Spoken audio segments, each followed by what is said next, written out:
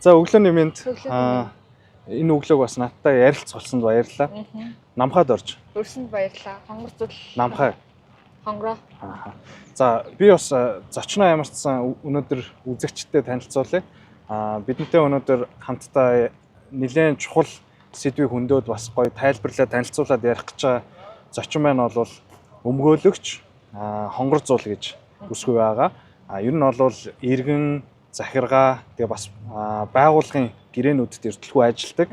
Энэ удаа бол бидэнд сонгуулийн тухай хууль одоо яг бидний дунд хот байгаа тий сонгох эрхтэй л гэдэг. Гэхдээ ер нь яаж эрхээ эдлэхийн ямар дүрм журам бас хэм хэмжээнд баригдахын мөн дээрээс нь энэ нэр дэвшиж байгаа улсууд маань сонгуулийн сурталчилгаагаа яаж хийх ёстой юм тий энэ мэт тойрсон сэдвүүдийн хүрээнд нэлээд сайхан ярилцлага хийхнээ би бас нэлээд баяртай байгаа. Энэ бидний контентын зорилгын дагуу угаасаа хүмүүст хэрэгцээтэй мэдээллийн гоё хөнгөн олгочихъя гэдэг ингээд зорж байгаа.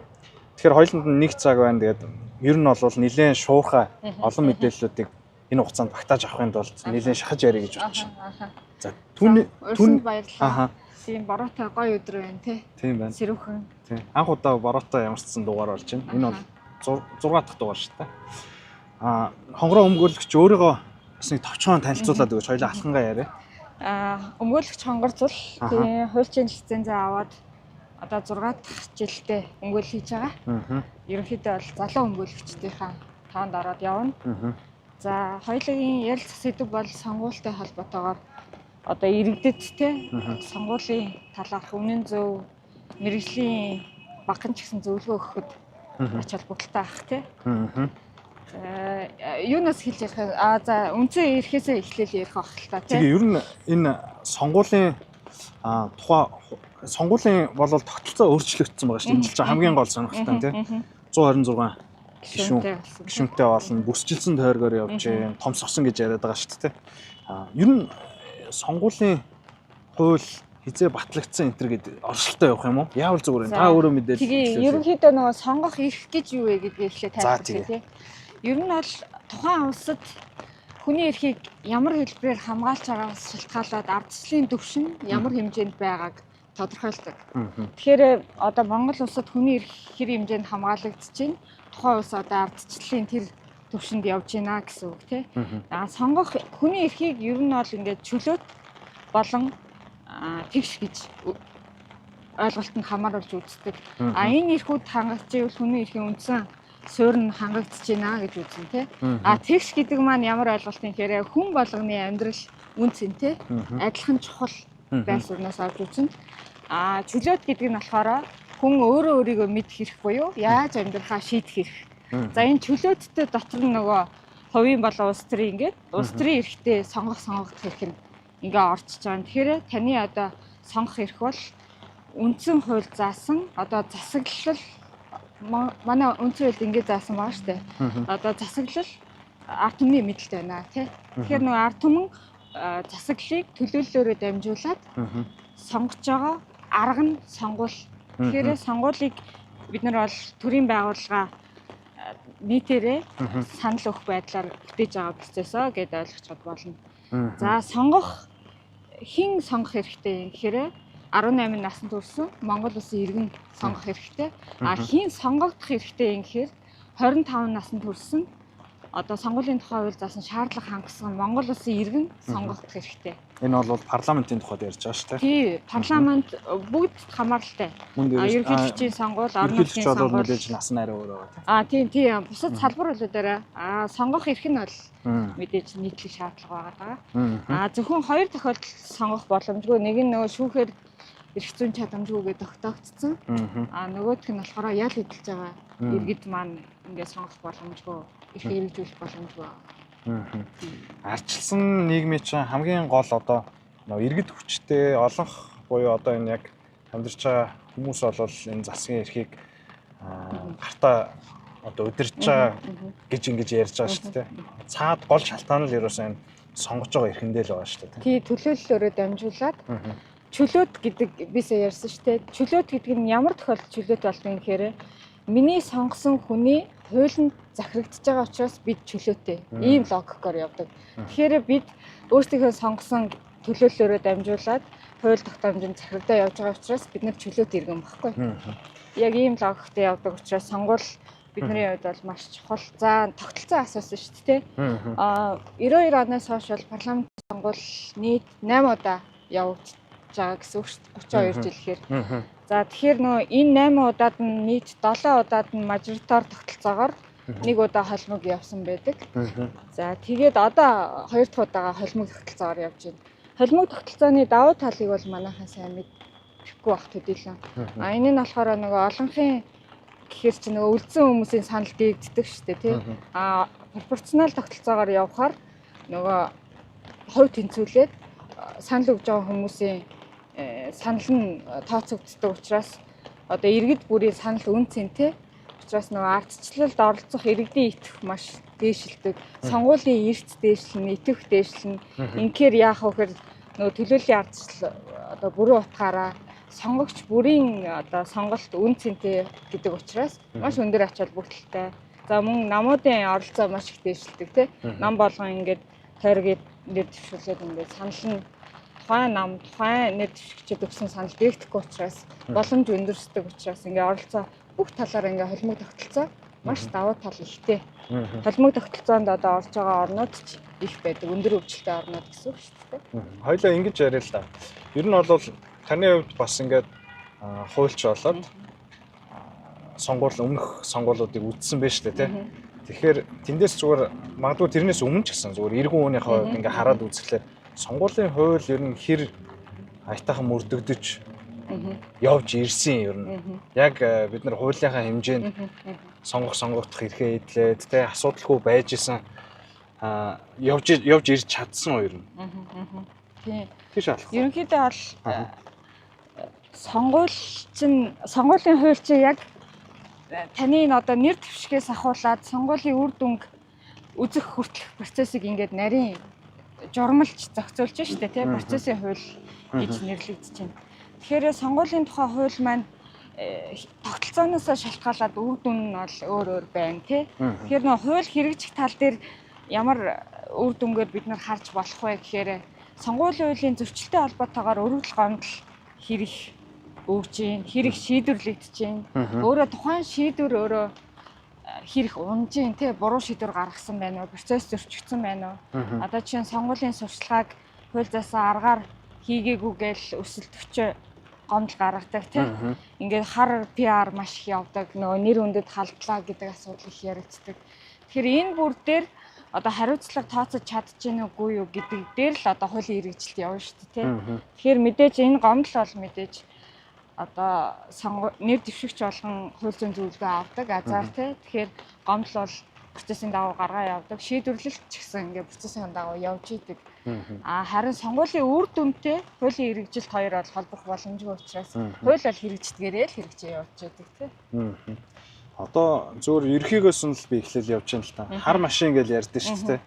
Хар машин ер нь бол хэр стандарт гэж үздэг. Эрх зүйн талаас одоо мэдгүй. Та мэдээж одоо техник технологи талаас нь би таныг тайлбарлахгүй шүү дээ тий. Тэгэхээр хар машин бол бас зөвшөөрөгдсөн хэм хэмжээ энэ төр гэж байдаг илүү дээ сонгуулийн хэрэгслүүд дээр тий.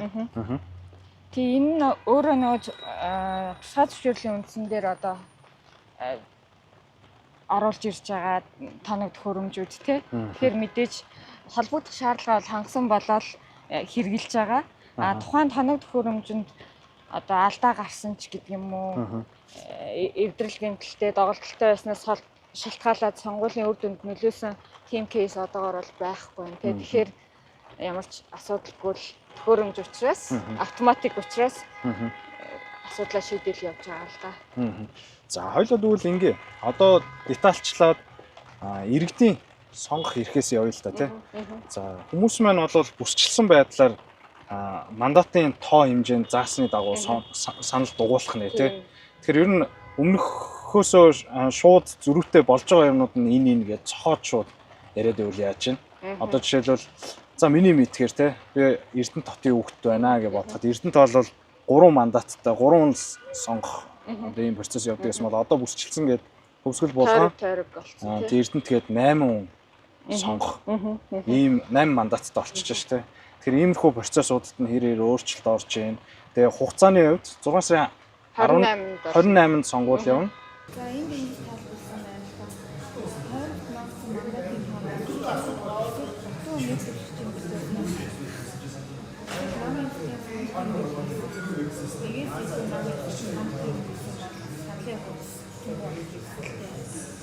тэгэхээр нам эсэд бол зөвхөн нэгийг дуурайсан. Нэг гэвчтэй хамгаалалтын боогоо. Хичнээн мандат. Ан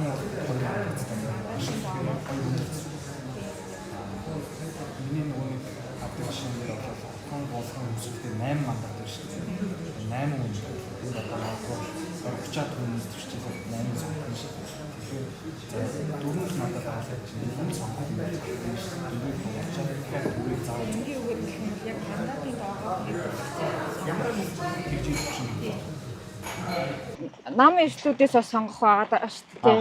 Яг л пропорционал учраас. Тэгэхээр тэрнээсээ бас дэмждэг эсвэл мөрийн хөтөлбөрийн мэдээж мөрийн хөтөлбөртэй танилцчихэж л одоо эх 4 жилд юу их нөө гэдгийг сонгоно шүү дээ. Тэр өнөмшил нийцэж гэнэ нийцэхгүй. Тийм энэ тэгээ нөгөө намын мөрийн хөтөлбөрт нийцүүлж нэр дэвшигчийн мөрийн хөтөлбөр явж байгаа учраас ерөнхийдөө бол мөрийн хөтөлбөртэй сонгогчдод зөвлөхөд бол заавал мөрийн хөтөлбөртэй танилцчихэж бас саналаа өгөх. Тэгэхгүй одоо ихтгэл үнэмшлэрээ ч юм уу хувийн мэдээлэлд нь үндэслээд эсвэл олон удаа зураг дээр харж ирсэн ч гэдэг юм уу тийм байх нь илүү одоо явцсан. Аль болох мөрийн хөтөлбөртэй танилцаад ямар зүйл хийх юм манай орон нутагт ч гэдэг юм уу надад ямар эерэг нөлөөлөл үзүүлэх энэ ажил нь гэж яагаад харгалзаж байгаад сонгосон нь илүү оновчтой үр дүнтэй тий. Сонгуулийн одоо мөн чанар нь тэр шүү дээ тий. Сонгуулийн байгууллагыг бүтээгээд мөрийн хөтөлбөрийн дагуу хийж бүтээсэн ажлын ингээд үр дүнгийн сонгогчд хүртээд байж их зүйл тогтолтой уулна тий. За иргэдийн хувьд бол ямар ч саналаа тиймэрхүү байдлаар тийм процессор өгөх нэ. Ямар тохиолдолд санал хүчингүй орлоо гэж үздэг юм. Одоо магадгүй ингээд алдаатай дугуулах инээтрэ гэдэг ч юм уу тийм тохиолдлууд байд юм. Одоо магадгүй энэ шинэ сонгогч зөндөө байгаа шүү дээ. Анх удаа сонгуул өгч байгаа хүмүүс. Цагаан утас гэдэг нь бол ямар санал өгөхгүй байхыг хэлээд байгаа шүү дээ. Санал тооцогдохгүй гэсэн үг тийм. Эртсэн нь бол тооцогдно, санал тооцогдно. Хүчингүй болох тохиолдолд нөгөө техникийн шинжтэй алдаанууд байна. Тийм нөгөө машин уншихгүй байх тохиолдолд хүчингүй болно л гэсэн үг шүү дээ. Тэгэхээр тэр нь бол тэр дороо мэдчихэж шүү дээ. Байгаа гэсэн үг. Уншигдахгүй бол за энэ уншигдахгүй нэгэ дахиад саналаа одоо дугуулах ч юм уу тэр процесс бол тэр дороо шийдэгдээд явчих. Ханаа саналын утсан дээр хэрхэн бөглөхлөөр заавал уншиж танилцаад бүглөөрэй гэж. Тийм деталь амиг нөгөө нэг хуульч учраас тухайн заавар нь одоо ямар байх вэ? Тийм ээ тий. Би ч өөр сүүлдээ нөгөө нэг сонгуулийн ерхий орооны үнэ шиг тий. Ширэн дээр юм бүгэлдэхээ сууж байгаа юм шиг. Тийм чухал хандсан аргагүй энэ чинь угаасаа таны одоо төрийнхаа төр төшөлцөх хүмүүсээ сонгож байгаа асуудал учраас маш хэрэг хандах нь аргагүй л дээ. Дараагийн 4 жил нэг их уйлаад байхгүйхэн амьдраа гэвэл одоо энэ сонгуулаа сонгочоод дараа нь бити олон юм яриад тэгээд нөгөө сошиалар тэгээд байгаа шүү дээ. Та эдийн сонголтын үр дүн л энэ байна гэх тээ. Тэгээд хамгийн гол нь нөгөө нэг өөрөө сонгоогүй гэж шүүмжлэх нь бол өөрт бол гэмшил төрнө шүү дээ тий. Өөрөө сонгочоод шүүмжилж байгаа бол бид бол нөгөө иргэнийхээ өөргийг гүйцэтгээд дараа нь үр дүндээ бас хяналт тавиад явж явах хэрэгтэй шүү дээ. Тэгэхээр хамгийн гол нь эхлээд нөгөө бурхан минь эхлээд нөгөө суглаанд хажуулж өгөөч гэдэг шиг эхлээд суглаагаа аваад өгөөч бурхныг одоод гэдэг шиг эхлээд саналаа өгөх хэрэгтэй. Дараа нь нөгөө нэг хяналт шалгалт үр дүнгээ тайлагналаа нэх хэрэгтэй. Эхлээд саналаа өгөхгүйгээр залуучууд энэ улс орныг өөрчлөх тухай бодоод ч хэрэггүй шүү дээ тий. Явж. Тэгэхээр санал хамгийн чухал. Гадаад байгаа монголчууд. Тий гадаад байгаа монголчуудын санал өгөх хуваарийг гаргацсан байсан сонгуулийн ерхий орон нь.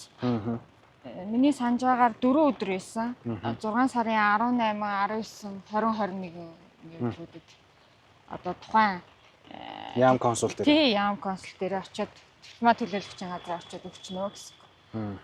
Тийм саналыг яг хуу эрүүл мэндийн шалгаантай одоо хэвтрийн өвчтөй байгаа тохиолдолд нөгөө саналын хуудасаар очиж авах тохиолдлууд бол байгаа. Тэрнээс бусад тохиолдолд та бол бүх нийтээрээ тухайн хамаарах тойрог хэсэг дээр очиод саналаа өгнө гэсэн үг шүү дээ. Зөв. Тэгэхээр наа ч бас их чухал ойлголт шүү дээ. Би өвдөөд ч юм уу би босч чадахгүй юм чи очоогүй гэд байж идэг. Гэтэл бол иргэн тим ирэх байгаа юм байна шүү дээ, тий. Хүндэтгүй үзэх шалтгаанаа одоо очиж өгч чадахгүй байгаа шалтгаанаа Нотлоод. Одоо нотлоод тэгээд саналын утсаар ирээд авчиж болно. Нотлохын тухайд бол мэдээж эрүүл мэндийн бичиг ч юм уу эмнэлгийн магадлага янз бүрийн босож чадахгүй байгаа шалтгаанууд гэсэн үг шүү дээ. Албан байгууллагууд ер нь хэр идэвхтэй энэ үе дээр оролцох хэрэгтэй. Одоо магадгүй ээлжээр гардаг хүмүүс ч байт юм уу, цаг завсар зүрх ийм тохиолдлууд хэр их байд юм бол ер нь байгууллагууд энэ дээр хүлээс үүрэг хариуцлага. Одоо энийг нөгөө бүх нийтээр гэдэг шаардлагыг хангуулахын тулд бүх нийтийн амралт олгоод байна шүү дээ. Гэхдээ нөгөө онцгой үйл ажиллагаатай компаниуд үйлдвэрлүүлчихлээ тий станц гэдэг юм юу гэдэг. Тэр тохиолдлуудад бол нөгөө тухайн цагт нь санал өгөх боломжоор ажил олгогч бол хангах ёстой л гэсэн үг тий. Нэг цагийн чөлөө өгдөг юм уу? Ямар ч байсан тухайн үндсэн хууль заасан сонгох эрхийг ямар ч тохиолдолд хязгаарлах боломжгүй. Энэ бол хязгаарлагддаггүй эрх байхгүй. Сонгох эрх магадгүй тодорхой хэмжээгээр сайн ярьж байгаа тий. Хязгаарлагдах кейс үүсвэл хаана хандах вэ? Тийм ч нөө үндсэн эрхийн ажил олгогч одоо тухайн ажилтны сонгох эрхэд хязгаарлалт тогтоож байгаагийн хувьд нөлөөсөн гэсэн үг шүү дээ. Тэгэхээр нэг зөрчлийн тухай хууль юм уу холбогдох хуулиараа л гомдлоо гаргаад явна гэсэн. Яг энэ талаар бол судалж байгаагүй юм байна. Дээрээс нь бас энэ хүмүүс зүгээр яг муухай юм л да. Гэхдээ зүгээр хилэн даалангүй ярьдаг болсон зүйл нь юу юм гэхээр мөнгө тараах ч юм уу жоохон санал худалдах процесс худалдаж авах тийм ийм процесс бол явдаг, зарим нь харддаг тийм. Ер нь мэдгүй би бодоод үзэхээр харах ханаар бодоод үзэхээр хичнээн мөнгө тараа за мөнгө авцсан кейс байлаа гэж бод. Тэг мөнгө авсан байсан ч гэсэн тэр хүн болов сонгох үүрэг хүлээхгүй үстэй. Тий. Авилгал явагдаад байна гэсэн үг шүү дээ. Тий. Сонгох ирэхэд нөлөөлж байна гэсэн үг тий. Тэгэхээр нөгөө нөлөөлөлд орох хэсэг нь тухайн нийтгэл үнэмшлийн асуудал тий. Нөлөөлж байгаа үйлдэл өөрөө сонгуулийн тухайлаар хоригдсан үйлдэл шүү дээ. Тухайн нэр дэвшигчид хариуцлага. Сонгогчд тэгэхээр итгэл үнэмшлээ худалдахгүй юу гэдэг нь яг өөрийнх нь гарт байна шүү дээ. Тэгэхээр тухайн одоо мөнгө авмаар ашиг сонирхол байгаад байдгийг бол одоо итгэл мэдээж худалдахгүй байх ёстой тий. Яагаад гэвэл өөр хүүхдийнхээ ирээдүйг худалдахгүй байна гэдэг уриалганд ор залуучууд нэгдчихээн. Чиний миний ирээдүй гэж тий. Хэрвээ тийм тохиолдол гарах юм бол одоо тухайн итгэл үнэмшлэх сонгох эрх учраас тэг өөртөө шийдвэрээ гаргаж. Мяал андаа л гэж хэлэх юм. Тий. Тэгэхээр нөгөө сонгох эрхээ шууд чөлөөтэй шударгаар хэрэгжүүлж чадаагүй л иргэний өөргөө биелүүлэхгүй л байна гэсэн үг. За тэгвэл энэ яг нөгөө нэг улс төрийн ухамсар эрх зүйн ухамсартай шууд холбоотой хөлчлөх боломжгүй ч гэсэн одоо тухайн ямар ард түмэн байна, тийм улс төр байна гэдэг байгаа шүү дээ. Тийм үг байдаг. Тэгэхээр улс төрийн соёл ухамсар эрх зүйн ухамсар тогтсон газар бол энд нэг санаа зовх шаардлагагүй тий очиод сонгох эрхээ хэрэгжүүлж байна. Энэ тогтоогүй байгаа тохиолдолд бид нар бол соёнгийн гэрүүлэх ажлаа хамгийн сайн хийх ёстой. Та мөнгө авснараа ямар үр дүн бий болгоод байна гэдгийг одоо сонгуулийн ерхий орооноос хуульчд байна, зөвлөгөө өгж байгаа хүмүүс байна. За мөн нэр дэвшигчид ингээд бие бинийгээ одоо 10 жилийн боловсролт хүртэл одоо иргэний эрх зүйн боловсрол гэдээ орд үсэн тий бид нарыг жоохон тэнд хүртэл одоо сонгох эрх ямар үр дагаврыг үүсгэх юм гэхээр эрх зүйн ухамсарыг анханаас нь бэлдвэл бид одоо энэ сонгуулиар болж байгаа хар одоо мохор зүйл санаа зовхгүй байж болохоор байгаа байхгүй. Сонгогчийн боловсрол гэсэн үг шүү дээ. Бүх нийтийн сонгох боловсрол гэсэн анхаарчвал анханасаа анхаарчвал тий. За миний асуугаагүй за одоо би нөгөө иргэнээсээ гарах гал байна шүү дээ. Иргэнтэй холбоотой сонгуулийн өөр та нэмж хэлэх мэдээлэл байна уу? Сонгох хэрэгтэй холбоотой. Тий, давтаж хэлэхэд бол нөгөө сонгуулийнхаа мөрийн хөтөлбөртэй маш сайн танилцах хэрэгтэй. Тухайн одоо нэр дэвшигчийг судлах боломж интернет хязгааргүй интернет орчин байна. Судлах боломж нээлттэй. За тэгээд нөгөө мөрийн хөтөлбөрийг уншаад сонгуулаа одоо сонгох эрхийг хэрэгжүүлээрэй гэж хүсмээр байна. За сонгуулийн эрс маш чухал. Энэ одоо сонгогдох нь хэдэн улс төрч сонгогдох тухай асуудал биш. Бидний одоо улс орны ирээдүйн асуудал байхгүй. Тэгэхээр тэгж ухамсарлаж таны нэг ширхэг санал одоо холбоо тогтолцоотой учраас тоологдох боломжтой. Учраас таны нэг ширхэг санал ч гэсэн нөлөөлөх боломжтой учраас эцэгтэй оролцоорой гэж хуульчийн зүгээс, иргэний зүгээс, залуу хүний зүгээс уриалмаар байгаа.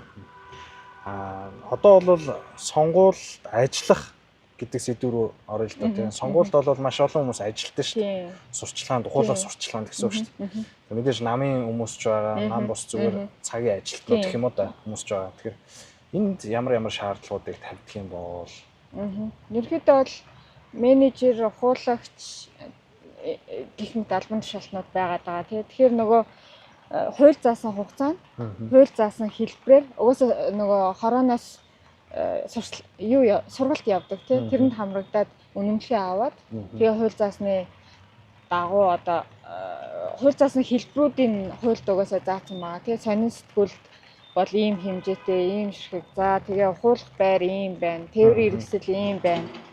Бүх одоо хэлбэр сонгуулийн сурчлагын хууль заасан хэлбэр болон нөгөө хийж болохгүй хориглох зөвлөд гээд бүгдийн заасан байгаа учраас сургалтанд суугаад одоо сонгуулийн тухай хууль зөрчихгүй байх бүх үйлдэлийг өөртөө анхаарал тэгээ үнэмлэхээ гардаж аваад ажиллагаа хийнэ. Үнэмлэхтэй байх хэрэгтэй тийм. Нас заасан байдаг.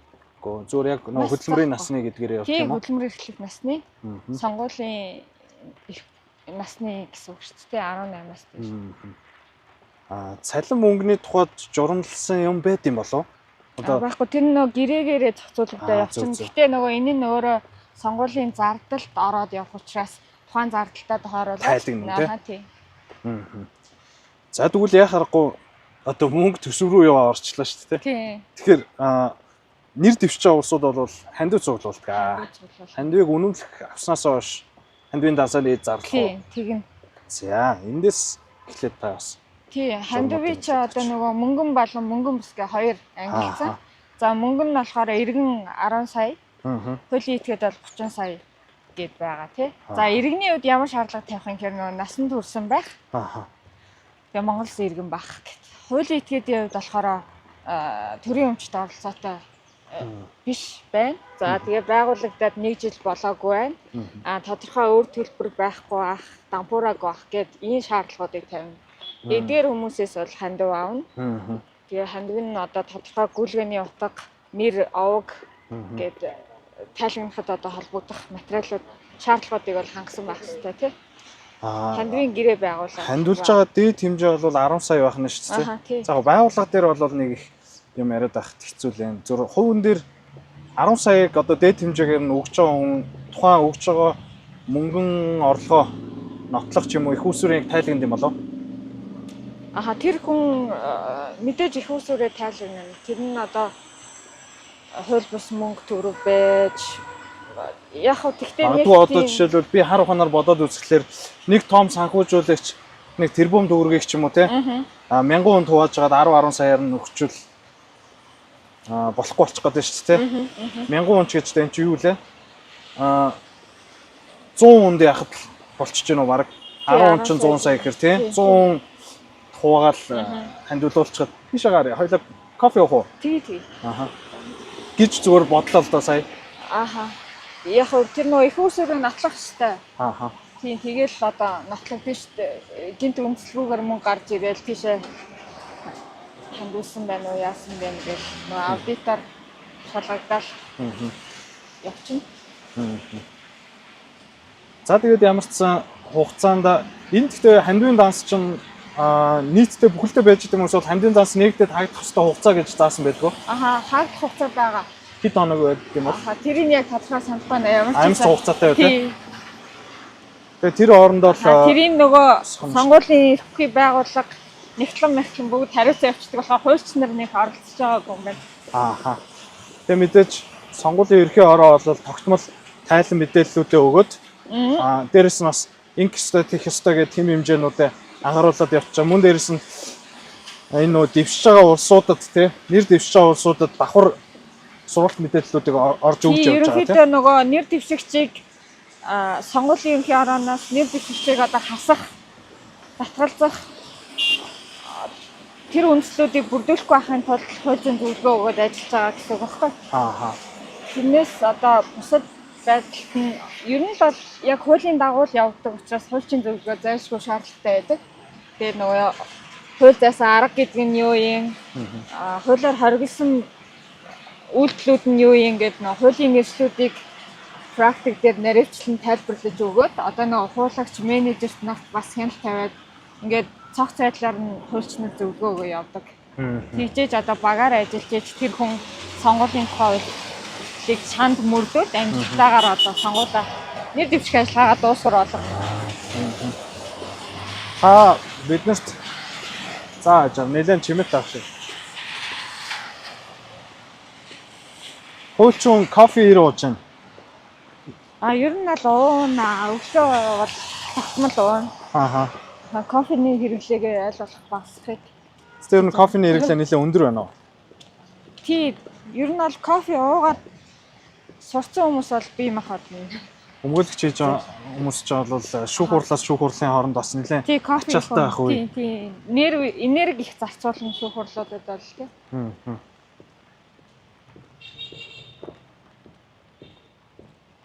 Тий, өмгөөлөгч болгонд тэгээ стрессээ тайлах өөр юм гэсэн аргатай. Чөлөө цагаараа юу гэдэг? Би бол хөвчлэн уншихад л зарцуулна да. Ёх, за ингэж нэг борооноос. Барагч л эрчимтэй орж байгаа анхны бороо болчих чинь үгүй юу? Өмнө нэг их ингэж айхтар орог байхаа тий. Одоо л яг 100 болж штэ. Ишээ сууч хойлоо. Арай жоохон буландуу сууд. Тийх үү? Тийм сууч. Та ямар кофе авах юм? Би латте л. Нэг латте. Ингийн латте. Тэгээд нэг американо авч. За томор авч та. Тийм халуунаар авч. За.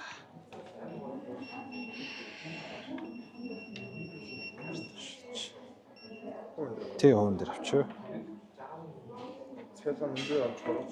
Юус авч гараа хэлээч таа. За баярлаа. Сосоо ширүүн орчих чинь. За яаж суул зүгээр нь хойлоо. Барагч л ингээд цахлаа суучих уу? За тий.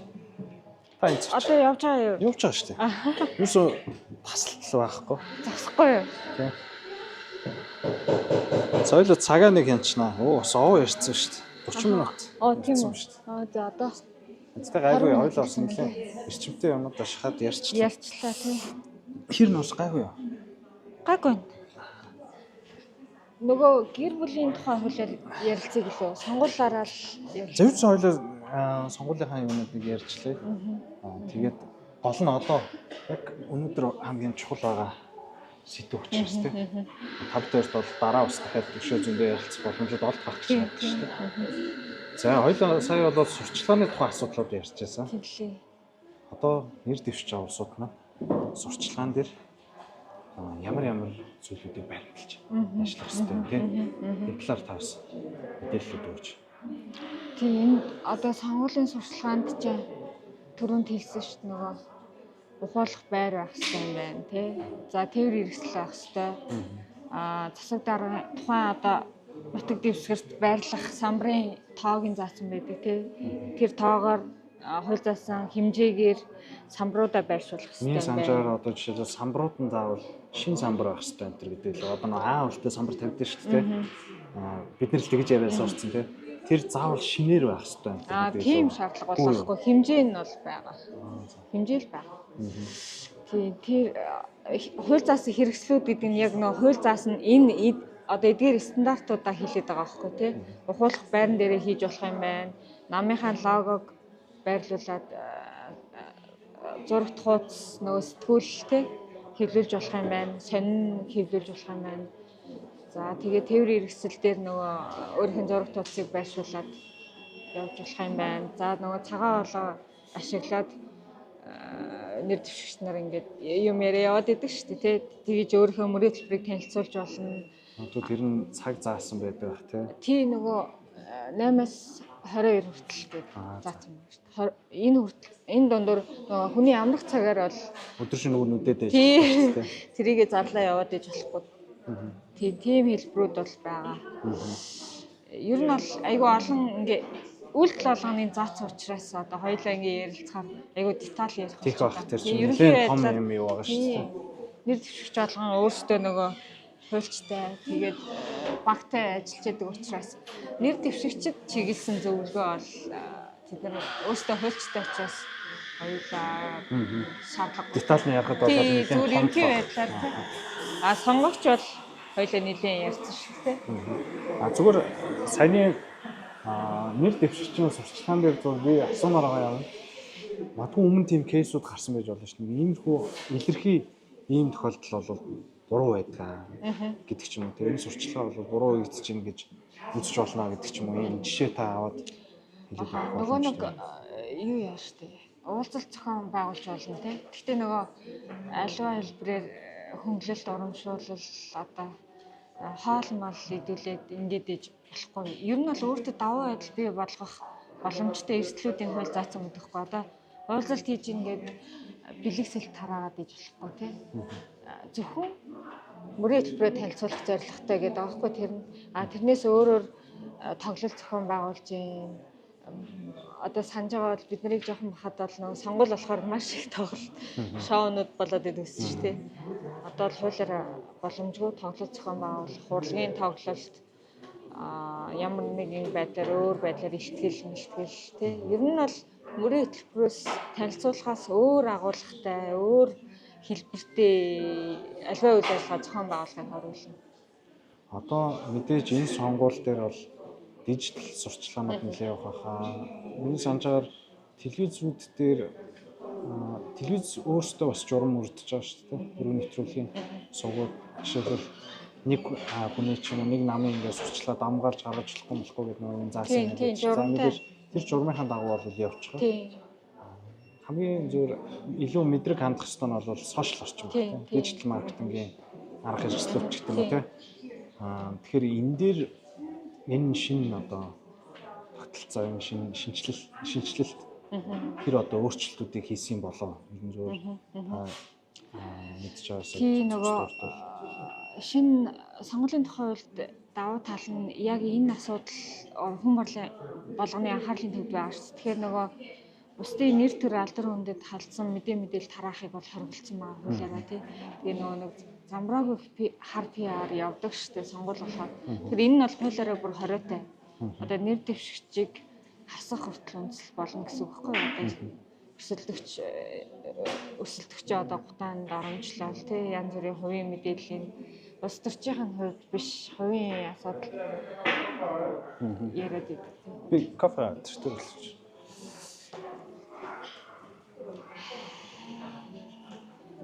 Американо найлна. Заашл. Чавд. Зураглаач та. Кофе мартцээвч. Американо хийшүүлсэн. Сольч. Sorry. Баярлалаа.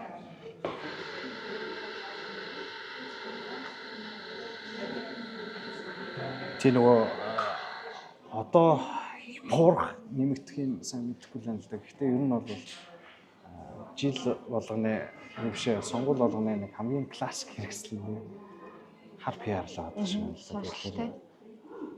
Одоо магадгүй ер нь зөвөр яг сонгогчийн боловсрол нэмэгдээд улс их орон сайжраад нэр дэвшиж байгаа хүмүүсийн чанар нэмэгдэх тусмаа бодлогоороо өрсөлдөх хэрэгтэй. Тийм үү? Тийм. Ёс зүй талаас нь хараад үзсэн ч гэсэн. Мэдээж тодорхой хэмжээнд энэ хар PR-ыг бол журмалчлаа. Тийм. Гэхдээ хар PR-ын их усүр хаанаас вэ гэдэг нь тодорхойгүйгээр бас яваадлаа шүү дээ. Их усүр буюу одоо хин хаанаас юу гаргаж байгаа юм те гэдэг нь тодорхой бус гэдэг нэг энэ чинь хэл мэдээлч гэдэг юм хүн болгоныг профайлтай пэйжтэй бүр пэйж групп бол эзэн тодорхойлох боломжгүй ч гэсэн маш их. Эцсийн дүндээ өмнө маргааштай бол хамгийн чухал юм нь сонгогчийн боловсролын асуудал байна шүү дээ. Тийм. Одоо энэ хэвлэлийн энэ сошиал маркетингийн хэлбэрийг одоо бид нар бол хязгаарлах боломжгүй шүү дээ. Ер нь яг амьдрал дээр. Тэгэхээр бид нар юуг хязгаарлаж чадах юм гэхээр сонгогч өөрийнхөө сонголтыг буюу өөрт одоо шүүлтүрдэх мэдээллийг хязгаарлаж чадах байхгүй. Тэгэхээр сонгогч болгон мэдээлэлд хэрхэн хандах вэ гэдгийг бол бид хязгаарлаж чадна шүү дээ. Өөрсдөндөө тий. Тэгэхээр тухайн мэдээлэлд нэгт шүүлтүртэй хандах тухайн сонгогчийг ямар шаардлагаар цензурээр сонгох гэдэг нь нөгөө эргээл эргэцэн боловсралтай холбоотой. Эргэцэн ухамсартай холбоотой ирж байгаа байхгүй.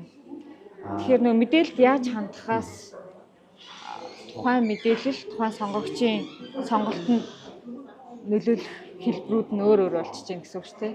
Нэг юм үзэл энэ юм байна гэж ойлгодог төрөл бол тэгээд сонголтод нь нөлөөлөх юм шүү дээ. Тэр хар PR тий. Зүгээр яг та түрүү хэлжсэн нөө тоглолт зохиогоод зохион байгуулалт ингээд тэгээд явж болохгүй гэж хэлж байгаа шүү дээ. Зүгээр сонгогч хүн өөрөө мэдээд гомдол гаргаж болно шүү дээ. За энд бол магадгүй сонгогч миний эрхэнд нөлөөлж юм одоо юу гэж юм халтж юм ч гэдэг юм. Иймэрхүү байдлаар яаж юм гэдэг тиймэрхүү гомдлыг гаргаж болно шүү дээ. Сонгуулийн ерхий оронд ч юм уу сонгох ирэхэд нөлөөлж ийн гэдэг нь тийм. Магадгүй улаан цайн зүгээр хоёул жишээ аваад улаан цайн ингээд мөнгө өгчлөө.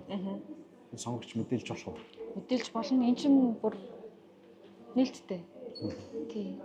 Яагаад гэвэл нөгөө сонгуулийн хууль зөрчигдөд байгаа байхгүй юу? Одоо цагдаагийн өргөдөл гомдол одоо мэдээллийг чинь хинч гаргаж болно шүү дээ тийм. Цагдаагийн ажилтан өөрөө хараад одоо ажиллагаа явуулах боломжтой. Тэгэхээр энэ бол бүх хүн мэдээлэгч байх боломжтой. Тэгэхээр нөгөө миний хэлэх гээд байгаа санаа бол мэдээж энэ чинь нөгөө сонгогч өөрөө хамгийн гол эрхтэй төлөөлөлтэй сонгох эрхээ эдэлж байгаа учраас яг иймэрхүү усурмаг гэлч юм уу тийм. Үйлдэлүүд дээр бол хууль бус үйлдэл. Тийм хууль бус үйлдэлүүд дээр илэрхий тийм яаж мэдж байгаагаас энэ зөрчил байна гэж үзэж байгаа бол баталгаа баримттай байгаад сонгох эрхээ яг хууль заасан журмаар зохистойгоор хамгаалж байгаа явдал мөн баггүй юу? Зохистойгоор гэсэн үг шүү дээ. Мөнгө биш юм яхад гурил будаа өгсөн ч гэсэн юм чинь болохгүй үстэй. Ямар нэгэн байдлаар давуу байдал болгоод байна. Тэр хөтөлбөрийн материал биш л бол баг ямар ч төрлийн брошюр байсан бас зөрчил болчиход байгаа юм. Ингээд ирэхлээр чинь нөгөө сонгогч нар өөрсдөө энэ дээр айхтар байгаад тийм ингээд гомдлоо ч юм ингээд ирэх юм бол асуудлууд бас. Тийм ер нь бол наад захын цензур таны сонголт хийхэд хин нэгэн ямар нэгэн байдлаар нөлөөлөх гээд байна уу гэдэгт л маш хянамга байх хэрэгтэй. Ямар ч нөлөөлөлгүй шууд нууцаар өгөх хэрэгтэй шүү дээ саналаа зарчим тий. Тэгэхэд одоо найз нөхөд чинь ирээд л одоо юу гэдэг чи энийг сонгох юм уу тэрийг сонгох юм уу гэдэл зүгээр найз нөхдийн хүрээнд хүртэл таны сонгох ирэхэд нөлөөлөх зүйл ярьж болно шүү дээ тий. Тэрэн дээр бол нөлөөлөлт автахгүй байх нь чухал болж байна. Уусаа нөгөө хүмүүс тунд байдаг яриа байдаг шүү дээ. Хорон дарга хүртэл тий. Одоо энэ чинь хорон даргын нэр үндэд талж байгаа юм шиг тий. Ер нь бол тийм кейсүүд амьдрал дээр байгаад байгаа байхгүй. Нэг тэгээд асуугаад яриад ингээд дэмжээрээ гэх тий. Одоо бидний гар утсан дээр ч мессеж ирж байгаа шүү дээ. тий. Намын журмын нөхөр минь ээ гэж одоо над дээр ингээд юу ямар ч намын хариултгүй өн дээр ингээд мессеж ирж идэг жишээ нэг ч гэдэм үү тий. Гэх мэт байдлуудаар бол яваалах шиг. За тэгэхээр ямар ч сан хоёлоо бас ийм уриалга хэлж шít тий. Хайхтар байгаад тий ийм хөө зөрчил гарч байгаа тохиолдол болгоно одоо мэдээлэлд ингээд явчих юм бол нөгөө хүмүүс маань ч гэсэн ингээд тэр үйлдэл хийхгүй одоо хана хүртэл чихтэй гэдэг шиг үйлдэлтэй одоо хяналт тавьж эхлэх нь шүү дээ тий. Сонгогчд нь ийм байхаар нэр дэвшигчд хүртэл одоо зохистойгоор мэтгэлцэж жинхэнэ нөгөө ардчилсан улс төрийн сонгуул болох боломж нөхцөлийг хэн бүрдүүлэх нь сонгогч өөрөө бүрдүүлэх нь шүү дээ тий. Яг саяны байдлуудаар нотлох баримт ямаараа ч юм уу тий. Яг сонгуулийн үйл зөрчлөө гэж үзэх юм бол мэдээ шууд тэтгэлзүүлэх ажил хийгдэж шүү дээ. Тийм нэр дэвшигчийг хасах хүртэл арга хэмжээ аваад нөгөө нөхөн нэр дэвшүүлэх ажиллагаа энэ төр хийгдээд ингээд явагдана хууль заасан журмын дагуу. Тэгэхээр энэ бол өндөр эрсдэлтэй үйлдэл нэр дэвшигчийн хувьд бол сонгогчийн хувьд бол мэдээлж байна гэдэг чинь нөгөө сонгох эрхээ хараад тусаар чөлөөтэй өөрөөр сонгох эрхээ хамгаалж байна л гэсэн үг л дээ. Сонгох эрхээ хамгаалж байна гэдэг чинь таны хувьд бол нөгөө Монгол улсын иргэний журамд үүргээ сайн биелүүлж байна гэсэн үг тийм. За тойрогт хүмүүс нэр дэвшиж байгаа мандатынхаа тоогоор тийм одоо саналуудаа аваад мандатынхаа тоогоор гишүүд сонгогдно. Тэнгүүт нөгөө талд бол лист гэж нэг юм байна шүү дээ. Лист нэг юм бичигдсэн. Одоо жишээ нь ардын намын эхний 10-ын марчсан намын хүн намын. Тань листийн тухай бас мэдээлэл өгч. Ер нь нөгөө лист гэдэг нь тухайн намд хамгийн их олон санал авсан дотоод хувьд тэнцвүүлээд тухайн жагсаалтаас нэр дэвшигчийн сонгогдно гэсэн. Хамгийн олон санал. Одоо тухайн намын лист одоо 1-ээс 48 хүртэл байна шүү дээ тий. Тэгэхээр нөгөө тухайн авсан саналд нь хувь тэнцвүүлээд тухайн нэр дэвшигчид судал авна гэсэн. Яагаад жагсаалт гаргаад байгаа юм гэхээр тухайн намд нам олон одоо дийлэнх одоо юу гэдэг эзэлж байгаа саналын хуваараа жагсаалтынхаа дагуу суудлаа эзлэх боломжтой болчихж байгаа. Тэгэхээр нөгөө нэг эвсэл бас байгаа шүү дээ. Намаас гадна. Бид нар одоо эзлэх хувь нь өндөр байх тусмаа л олон нэр дэвшигч оруулж чадна. Листнээс оруулж чадна. Листнээс оруулж чадна. Яг зөв. Ер нь бол листний дээгүүр дэвшиж байгаа хүмүүс бол орох магадлал маш өндөртэй гэсэн. Яг зөв. Одоо ойлгож байна тий. Харин нөгөөтэйгөө бид алж нэр дэвшиж байгаа хүмүүс байгаа. Бид нар чинь нөгөө тойрогтой нэр дэвшин шүү дээ. Тийм зөвхөн тойрогтой нэр дэвших хэрэгтэй гэсэн үг шүү дээ. За тэгэхээр энэ сонгуулийн бас ингээд гарч ирж байгаа өөрчлөлт гэхээс гадна ингээд давуу болон сул талуудыг аль аль талууд дээр ярьж болох нь шүү дээ. Тийм. Тэндээс бас та нэмээд ярианы хамгийн ихэнд хэлсэн холимог тогтолцооны маш олон давуу талууд байгаа гэдэг тий. Санал дэвших боломжгүй. Яг зөв. Мажоритар хуучин байхад одоо 60% санал нийт сонгох саналын одоо дийлэнх олон авсан хүмүүс нь одоо 62 суудал авсан шүү дээ тий. Тэгэхээр нөгөө нэг үлдэгдэл санал өгсөн хүмүүсийн санал нь ингээ гэгдчихэж байгаа байхгүй тий. Зөвхөн нөгөө дийлэнх олонхын санал авсан нь ингээд гараад суудал авчиж шүү дээ тий. Одоо энэ пропорционал дээр болохоор нэр дэвшигчд мэдээж олонхын саналаа авна. Дээр нь жагсаалтаар хүмүүс орж ирнэ гэсэн үг шүү дээ. Тэгэхээр чин нөгөө санал гээгдэх асуудал байхгүй. Тэг яг зөв би эргэн хүнийхээ хувьд залуу хүнийхээ хувьд бас ингээд ажиллангууд энэ сонгуул дээр намын листний хүмүүсийг бас нэлээд сайн харах хэрэгтэй байна гэж болоод байна. Намын лист бичигдсэн хүмүүс бол намын имижд нэлээд нөлөөлөх гэдэг шүү дээ. Намын санал авахд нэлээд нөлөөлөх гэдэг. Хоёрдугаарт ер нь бол яг зөв миний бодол. Яг тойрогтой бол өөрийн сонгох эрхтэй тойрогтой бол илүү бас хүнийг хараад үндис скалаад явчих боломж илүү бүрдчихэж байгаа юм байна. Яагаад тэгэхээр бас намд санал өгч байгаа учраас гэдэг ч юм энэ зүйлүүдийг хараад байна. Тийм гэхдээ бас нөгөө листнээс шалтгаалж тухайн намыг сонгох асуудал бас яригдах боломжтой болчихж байгаа. За одоо ингээд нөгөө листний нэр дэвшиж байгаа хүмүүсийн хараад нэг обемор бүгд нь харж шít. Тэгээд нөгөө намыг сонгох сонирхол ихсэх багасгах шийдэгдэж байгаа. За одоо бид нар ингээд сошиал лист хараал нь шүү дээ тий. Тэгэхээр хэдүүлээ тухайн одоо намын листэнд ямар хүмүүс орсноос шалтгаалаад нам дагуулах асуудал гарч ирнэ гэсэн. Тийм учраас яг нэг имиж гэж яриад байна. Та өмнөх сонгуулиуд ч юм уу ер нь за зөвхөн магадгүй дотоодынх биш байсан ч болно шүү. Гэхдээ дотоодынхаа үйл илүү сайн байна. Бас сонирхолтой кейсүүд, сургамжтай зүйлүүд гэвэл тий юу ээж болох вэ? Сонгогч талаасаа ч тэр дэвшиж байгаа хүмүүс талаасаа ч тэр тий алдаа онооч юм сургамжтай зүйлүүд хуваалцвал кейсүүд. Өмнөх одоо 20 оны сонгуул дээр би бас зөвлөгөөгч ажиллаж байсан. Тэн дээр хамгийн харамсалтай санагдчихсан зүйл бол эрс залуучуудын эрс байсан. Тийм учраас нөгөө дахин давтаж хэлээд байгаа нь эрсцэн дээр маш маш дутмаг залуучууд эртний үед маш бага байдаг байхгүй. Яг сонгуулийн нөгөө идэвхтэй насны залуучууд нь нөгөө настай хүмүүс нь болохоор ингээ эртлээ очиад өгчдөг. Сонгуульд аягач холбогдол өгч одоо төр барих үйл хэрэгээ хэрэгжүүлж ингээд дээлээ өмсөөд те ингээ гоёд очиад хүндэтгэлтэй өгчдөг. Залуучууд болохоор эрчим маш бага байсан. Тэгэхээр таны санал нөгөө гээгдэх тогтолцоо өөрчлөгдсөн те. Нэгт хоёрт таны санал гээгдэх боломжгүй учраас таны санал шийдэх гэдэг шүү дээ асуудлыг. Тэгэхээр нэгт эрцэндээ маш анхаарах хэрэгтэй залуучууд бол ялангуяа нөгөө гарч исэн кейсүүдийн хувьд бол уулзалт одоо юу гэдэг хурал цуглаан, хоол, ресторанд хүмүүсийг цуглуулж хоол идсэн байна ч гэдэг юм. Ингээд сонгуулийн хуулийн зөрчилтэй холбоотой кейсүүд бол нэлээд гарч исэн. Тэр бүр дээр нь бол гомдол өгөөд явж исэн. Тэгээ шийдвэрлүүлээд одоо яг хөө тэр нь зарим тохиолдолд нотлогдоогүй учраас нөгөө нэр дэвшигчийг буцаан татах асуудал байхгүй байгаа юм тий. Нотлогдох юм бол энэ нь өөрөө маш их эрсдэл болдог учраас сонгуулийн сурчлагаагаа хууль заасан хэлбэрээр явуулаач гэж хуулиар шаардаад байгаа нөгөө шударга өрсөлдөөн бий болгох гэдэг байгаа байхгүй. Тийм учраас энэ нь өөрөө таны сонголтод шударгаар нөлөөлөх ёстой тий. Тийм учраас нөгөө сонгуулийн сурчлагаанд хэн бүхэн хяналт тавих боломжтой байгаа. За мөн өрсөлдөгчийн үйлдэл ч гэсэн нэр дэвшигч өөрөө хяналт авах. Тэгэхээр нөгөө харилцан хяналтаа тавиад сонгуулийн процесс нь өөрөө шударга байх юм бол яг үр дүн нь шударга байна. Тэгэхээр бүх талаараа таны идэвхээс шалтгаална л гэж хэлдэг.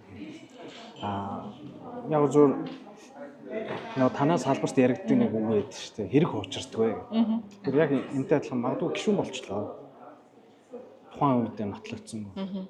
Гэтэл дараа нь ингээд сонгуулийн үеэр энэ үчи ингэсэн байж тэгээ тэр нь дараа нь нотлогдвол юу л асуудал бас байж болно. Тийм нөхцөл бүрдэн шүүхээр тогтоогдох юм бол гэсэн үг шүү дээ. Танаас бас нэмээд энэ орон нутгийн сонгуулийг асууя гэж байна. Манайхан чинь та нөгөө эрсцийн тухай ярангуут бас бодогдлоо л доо. Улсын хурлын сонгуульд идэвхтэй оролцлоо. Ерөнхийлөгчийн сонгуультаас яг гоо эрсц багч гэсэн идэвхтэй нөгөө ус даяар одоо орон нутгийн сонгуул, дүүргүүдийн сонгуул ч юм уу те. Иргэдийн төлөөлөгчтэй өөр өдөр ажиллагаа жоохон чимээгүйхэн зарим тохиолдолд өнгөрчтэй те. Тэгээ дээрээс нь танихгүй ихтэй гэдэг ч юм уу те. Тэгээ нэг их бас нэр дэвшиж байгаа хүмүүсээ судлахгүй тэгсгээд өнгөрчөөд байдаг шүү дээ. Тэгээ энэ дээр бас бид нар юу анхаарах ёстой сонгогчд. Тий, одоо нөгөө улсын хурлын сонгуул бол бүр хууль тогтоох байгууллагаа сонгож шүү дээ. Бүр асар өргөн хүрээнд. Нөгөө орон нутгийн сонгуул нь бол таны амьдарч байгаа бүс нутгийн хөгжил, таны одоо сөөхийн асуудалтай ч холбоотой асуудал болоо явчихсан шүү дээ. Тэгэхээр бүр улсын хурлын сонгуулийн нэгэн адил оролцоотой байж ич одоо таны нөгөө их эрүүл аюулгүй орчинд амьдрах их одоо үндсэн эрхүүд чинь өөрөө нөгөө нэг төрийн үйлчилгээний салбар болгон дээр очиж хэрэгжиж байгаа шүү дээ. За нөгөө эрүүл аюулгүй орчинд амьдрах их, эрүүл мэндийн тусламж үйлчилгээ үн төлбөргүй авах их, нөгөө боловсрал үн төлбөргүй эзэмших гэдэг. Ингээд энэ бүх нарийн деталь нөгөө үндсэн эрхээр хамгаалагдсан үндсэн эрхүүд чинь хаана очиж хамгаалагдаж байна гэхээр төрийн үйлчилгээний салбар нэгжүүд дээр хороо орон дээр очиж хэрэгжиж шүү дээ. Тэгэхээр чинь яг адилхан ач холбогдолтой, маш өндөр ач холбогдолтой. Тэгэхээр нөгөө нутгийн өөрөө удирдах ёсны байгууллага буюу иргэдийн нийслэлийн засаг даргыг сонгох, нийслэлийн иргэдийн төлөөлөгч урлыг сонгох гэдэг энэ асуудал дээр ёстой нөгөө таны орчинд хамааралтай зүйлүүд илэрхий харагдаж идэг. Та асуудлаа маш сайн мэдж сонгох боломжтой учраас бүр их ач холбогдол өгөх хэрэгтэй гэж хэлмээр байгаа байхгүй. Мэдээж сонгох одоо төвчрөл тий хотын өрөөнд төвчрлийн асуудал нь утаа байна тий. Мэдээж нөгөө сонгох эрх бол адилхан нээлттэй. Гэхдээ яг нөгөө нэг журам дүрмийн хувьд болохоор бас улсын хурлтай адилхан шаардлагууд явж байна. Бас өөр юм нюансууд байд юм болоо. Одоо дэвшиж байгаа хүний нас мэдээж яг адилхан байх уу? Сонгогч бас ингээд гадаадчаас юу ч гэсэн бүгд ингэх үү те энэ дэр бас яг ер нь бол яг адилхан зарчим үйлчлэн. Яг л адилхан уу? Тийм адилхан зарчим үйлчлэн. Ялгаатай нөгөө орон нутгийн одоо нөгөө нэг зорилго нь арай ялгаатай тий. Орон нутгийн өөрөө удирдах ёсны байгууллагыг бүрдүүлж байгаа. Тэгээд тухайн нөгөө аймаг бүс дүүрэгтээ явагддаг тийм онцлогтой байгаа. Шинжлэгдсэн байдал дээр бас яг адилхан нам дээр сонгогч гэж явд юм уу? Одоо энэ юу ч иргэдийн төлөөлж яаж явах юм бэ? Яг адилхан нөгөө намаасаа л намын институттэй ер нь бол улс төрийн институт гэж үзэж байгаа шүү намыг тий. Намын хөгжлөөс шалтгаалж улс орны хөгжлөөс шалтгаалж одоо өндөр хөгжсөн газрууд бол ингээд бодлогоороо өсөлдөж улсын бодлогыг тодорхойлох тий. Тэгэхээр орон нутгч гэсэн яг адилхан намын харилцаараа юм. Ер нь бол жижиг хэмжээний л бүс бүсийн онцлогтой л сонгуулахгүй. Тэгэхээр нөгөө би танаас ингээд нарийн ч юм уу эсвэл дахин лавлж нөгөө асууад байгаа нь хүмүүс нөгөө ингээд өнгөрөөчдөг. Зүгээр яг мэдээд байгаа ч юм шиг мэдхгүй ч юм шиг ингээд өнгөрөөчдөг. Тэ? Би одоо жишээл өөрийгөө мэдж байгаа юм аа бас мэдчихээн гэж бодохгүй нэ штэ тэ. Мэдчихсэн ч гэсэн энэ бидний маш чухал хариуцлагатай зүйл учраас одоо анги танхим ч гэсэн нөгөө хүүхдүүд хичээл хийж их юм байдаас багшаасаа нэг асуухаасаа айгаад мэдгүй өнгөрөөд тохиолдол. Яг тэр шиг энэ бол тэгэж өнгөрч болохгүй. Хариуцлагатай хандах хэрэгтэй. Эргэлзээтэй тэнэгэлзээтэй юм байвал өөрөө мэдж байгаа юм шиг боловч мэдж байгаа 99% итгэлгүй левел одоо 100% итгэлгүй левел 99% ч байсан асууж лавлж тодруулж яг юм одоо verify гэж баталгаажуулж ингэж явах хэрэгтэй юм болов гэж бодод. Тийм нөө мэдээлэл авах эрх нь бол нээлттэй. Тэнд яг адилхан сонгогчийн эрхийг эдэлж байгаа тий. Орон нутгийн сонгуул болохоос ш. Одоо нөө сонгуулаар бүтээж байгаа нь орон нутгийн өөрөө ёсны байгууллага болохоос биш. Нөө процесс нь яг адилхан учраас.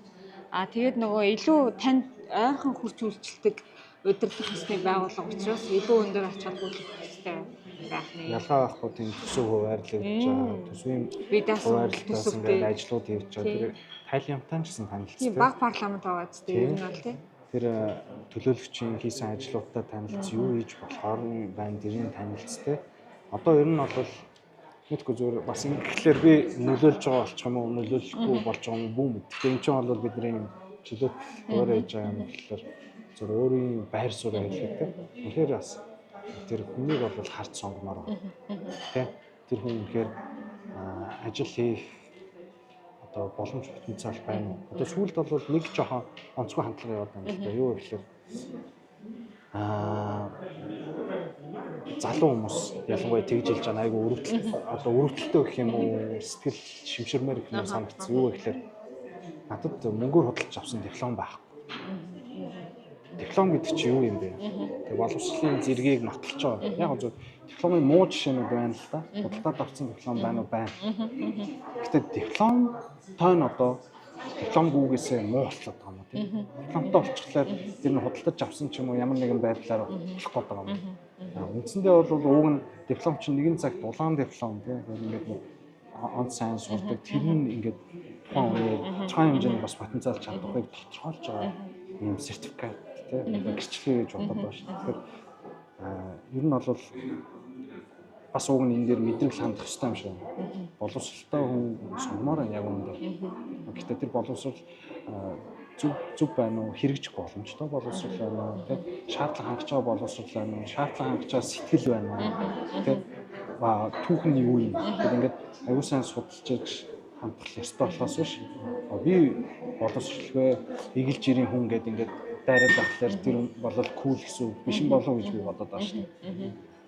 Зүгээр бас энэ дэр одоо хуульч хүн гэхээс илүүтэйгээр адилхан залуу юм гэхэлтэй сонгогч залуу юм хүн гэдгээс бас байр суурь хэлж. Миний хувьд болохоор сонгогчийг одоо хэрвээ хонгор зул гэдэг хүнийхээ нэр дэвшигчийг сонгоход хүрэн штэ тий. Тэгэхээр миний хувьд болохоор хамгийн түрүүнд юуг нь хардаг вэ гэхээр ажилсан туршлагыг хардаг байхгүй. Тухайн хүн одоо хэр хөдөлмөрч хүн бэ тий. Аливаа ажилд яаж ханддаг. Тэр дадал бол гишүүн болоод ч юм өөрчлөгдөхгүй шүү дээ тий. Тэгэхээр нөгөө хэр их хөдөлмөрч хүн юм одоо бусдын нийтийн сайн сайхны төлөө хэр их цаг зав зарцуулдгийг тий. Одоо нөгөө волонтер ажлууд юу байна? Ер нь бол бусдад одоо цаг зав зарцуулах гэдэг шүү дээ. Улсын хурлд нэр дэвшин гэдэг чинь тий. Одоо нийтийн яг түмний сайхны төлөө ийм сонголт ажил хийж байна. Тэгэхээр нөгөө ажилласан туршлагыг харна. За тэгээд диплом бол мэдээж миний хувьд бол дүн гэхээсээ илүү аливаа зүйлд хандлагыг илэрхийлдэг гэж боддог байхгүй миний хувьд. Одоо тухайн сурж байгаа зүйлдээ хэрэг ач холбогдол өгч сурсан хүн бэ? Одоо нэг зүйлд хэр их хариуцлагатай хандаж дуусгасан байна вэ гэдгийг харахаас биш. Диплом бол ер нь бол нэг магистрийн диплом энэ төр бол нэг тодорхой цагуудад судалгаа хийгээл одоо тухайн асуудлаараа амжилттай мэрэгшээд ингээд баталгаажуулж байгаа л хэлбэр шүү дээ тий. Тэгэхээр энийг одоо шууд нэр дэвшигчийн сонгох үндэслэл бол биш. Нэг үндэслэл бол мөн тий. Гэхдээ нөгөө тухайн үнийг сонгох хот хүрэж байгаа одоо нийт үндэслэл бол биш байхгүй. Тэгэхээр нэг шалгуур байж болно. Тэгэхээр нөгөө нэмэх нь ажилласан туршлага байна. За мөн нөгөө хөтөлбөрөөр танилцуулж байгаа байдал байна. За хүрэх арга замаа тодорхойлсон байна уу? Яг ажил хийх гэж байгаа хүн бол андшгүй шүү дээ. Тэгэхээр аюу сайн танилцуулгад нь очиод нөгөө уулзалт болж өгвөл суугаад асууж ярилцаад энэ асуудалд үнэхээр нямбаа ханддаг бол хичнээн сайн байна. Тий. Тэг бас төлөөлөл яг нэг салбарын тий. Төлөөллүүдийн тий нөгөө төрөлжүүлэлт гэх юм уу да. Одоо тэгчмэл илүү гоё парламент бүрдэх гэдэг шүү дээ. Тий. Одоо мэдээж дэвших эрх нь хүн болгонд байгаа. Сонгох эрх нь бас хүн болгонд байгаа. Тэгэхээр одоо тэр дэвшлээ энэ дэвшлээ гэдээ манайд аягүй шүүмжлэлтэй хандаад байгаа байхгүй. Уулын ард зэвсэн нэгэнд бол хинч дэвших хэрэгтэй. Тэрэн дээр бол шүүмжлэл нэг шаардлага байхгүй. Таны шаардлага түүхгүй бол сонгохгүй л байх хэрэгтэй. Тий, сонголтондоо л мэрэгэн баг бүх зүйл окей явахгүй. За окей. Цаг юуг л нэг цаг болчлоо. Гэтэ түрүүн бороо орж яхаас ахуулаад нэлээд яаруу тэгээ нөгөө бас чухал сэдв учраас аль болох олон мэдээлэл хамчээ гэдэг нэлээд жоохон яаруу явчлаа. Гэтэ мэдээж энэ контент маань өөрөө ямар ч засваргүй, таслалгүй, эдитгүй учраас ингээд л таарч байна. Та миний асуугаагүй нэмээд хэлэх ёстой, зайлшгүй дурдах ёстой зүйл байвал бас өсвөлд нь хэлээд өгч хүсэж байна. Тийм, ямар ч гэсэн урьд оролцуулсанд баярлалаа. Тийм. Тэгээд нэг ч хугацаанд хоёулаа нөгөө их мэдээлэл өгөх гээд нэлээд шахаад ярьсан учраас одоо нэмэх зүйл нэг санаанд орохгүй юм тийм. Ямар ч гэсэн олон зүйл яхахыг хичээлээ. Тийм мэдээж дараа дахиад бас өөр хуулийн асуудлууд ч юм ингээд ярилцсан. Тэгээ би бас танаас нэг зүйлийг уриалж нэг баримтжуулаад тавтойрын нөгөө ингээд зураг авахуулаад постэр тавина. Одоо маргааш хэдэн цагаас гээд өнөөдөр ингээд тавьна шүү дээ. Та тэн дээр боломжоор сонгогчдод хууль эрх зүйн талаасаа өгч зөвлөгөө гээд ингээд бидэнд тэ манай багийнхан ингээд 10 зөвлөгөөч гэдэг, хэдэн зөвлөгөөч гэдэг ингээд листлээд одоо bullet point гэж ярьж байна. Чеклист маягийн. Тийм ийм нэг зөвлөгөө бэлтгэж өгч болох уу гэж хүсэж байна. Тэгээд тэрийг бид нэр ингээд постертойгоо хамттан тавиад тэгэд явчвал бас зарим тохиолдолд хүмүүс бол сонсч мэдээлэл авч байгаа. Зарим нь бол уншаад мэдээлэл авч байгаа. Тэгэхээр аль болох энэ ч нөгөө нэг топ дээр ч адилхан залуу юм болов ингээд бусдаа нэг ч гэсэн хэрэгтэй юм хийх гэж ингээд сууж байгаа болохоос биш. Өнөөдөр яг үндэ топ дээр нэг ч нам ярьсангүй, нэг ч одоо улс төрчиж ярьсангүй яг л байгаа өсвөлдлийг ярьж байгаа тийм. Тэр ингэж уриалж байна. Болж байна. Болгүй яах вэ? Мэдээллийг хүргэжлээвэл болно шүү дээ. За. Таны ажилладаг мөрлийн хуулийнхын фирм нь ямар нэртэй вэ? Мөрлийн AZS гэдэг. AZS. Түрүүний миний хэлдэг иргэн захиргаа тэгээ байгууллага гэсэн энэ гэрээ одоо хэлцэл энэ асуудал дээр илүү ажиллаж байгаа шүү дээ. Нөгөө байгууллагад консалтинг хуулийн зөвлөгөө өгөх нөгөө талаасаа шүүхэд төлөөлөлтөө хоёр чигээр хэрэгжүүлж байгаа шүү дээ. Тийм. Аль нь гэсэн. Тэгээ иргэн захиргаас салж.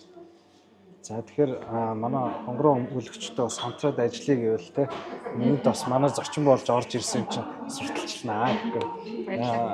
AZS гэдэг хуулийн фирм руу холбогдоод бас зөвлөгөө мэдээлэл үйлчлэг авч болох нэ гэж ойлгож байна те. Тийм нээлттэй. Хэн бүхэнд нээлттэй.